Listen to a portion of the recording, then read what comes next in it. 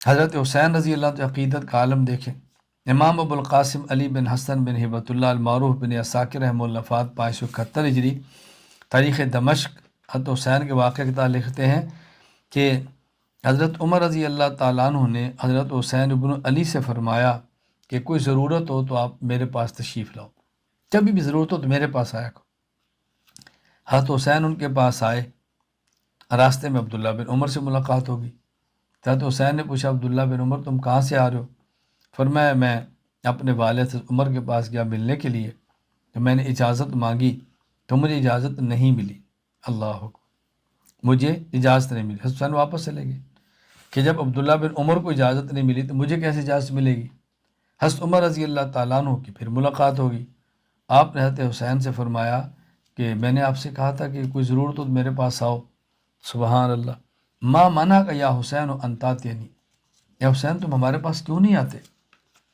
حضرت حسین نے عرض کی، فرمایا قد اتیتک، میں آپ کے پاس آیا تھا، ولیکن اخبرنی عبداللہ ابن عمر انہ لم یؤذن، سبحان اللہ، لم یؤذن لہ علیک، تو ان کو اجازت نہیں ملی ملاقات کی، فرجعت میں واپس آ گیا۔ یعنی میں آیا تھا، آپ کے بیٹے سے ملاقات ہوئی، ان کو ملاقات کی اجازت نہیں ملی تو میں واپس ہو گیا کہ جب ان کو نہیں ملی مجھے کیسے ملے گی؟ حضرت عمر فرمانے لگے وَأَنْتَ عِنْدِي مِثْلَ، أَنْتَ عِنْدِي مِثْلَ، اللہ، کیا پیارے جملے ہیں۔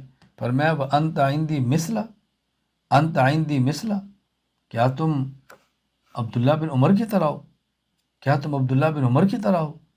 وَهَلْ أَنْبَتَ الشَّعْرَ عَلَى الرَّأْسِ غَيْرُكُمْ، ہمیں جو عزت ملی وہ تو تمہاری وجہ سے ملی ہے، کوئی تمہارے علاوہ میں کسی نے عزت دی ہے؟ کہاں عبداللہ بن عمر، کہاں آپ؟ مطلب کیا کہ اس کو اجازت ملے نہیں ملے، آپ تشریف تو لائیں۔ سبحان اللہ، سبحان اللہ، کیسی بات آپ نے ارشاد فرمائی۔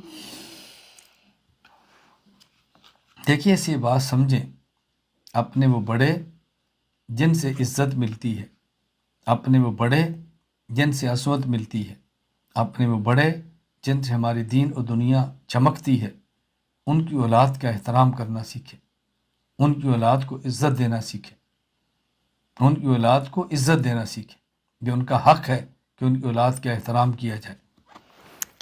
حضرت عمر رضی اللہ عنہ جملہ فرمایا تھا بَهَلْ أَنْبَتَ الشَّعْرَ عَلَى الرَّأْسِ غَيْرُكُمْ، اس کا لفظی ترجمہ کیا ہے؟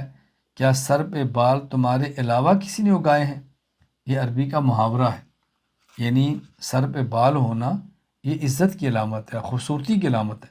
تو یہ فرمایا تھا کہ یعنی عربی کا محاورہ ہے، جب کسی کو عزت دے تو کہتا ہے کہ سر پہ بال کو تمہارے علاوہ تو کسی نے نہیں دیے، تمہاری وجہ سے ہمارے سر پہ بال ہے، یعنی تمہاری وجہ سے ہماری عزت ہے۔ جیسے ہماری زبان میں کہا جاتا ہے کہ ہماری پگڑیاں بلند تمہاری وجہ سے، ہم سر اٹھا کے تمہاری وجہ سے چلتے ہیں۔ حضرت عمر بن خطاب رضی اللہ تعالیٰ عنہ حضرات حسنین کریمان کو کیسے عزت دیتے تھے؟ علامہ شمس الدین ابو عبداللہ محمد بن احمد بن عثمان ذہبی رحمہ اللہ فات 748 ہجری سیر اعلام النبلاء میں واقعہ نقل کرتے ہیں ان عمر رضی اللہ عنہ کسا ابناء الصحابہ، حضرت عمر رضی اللہ تعالیٰ عنہ نے صحابہ کی اولادوں میں چادریں تقسیم کی، لباس تقسیم کی۔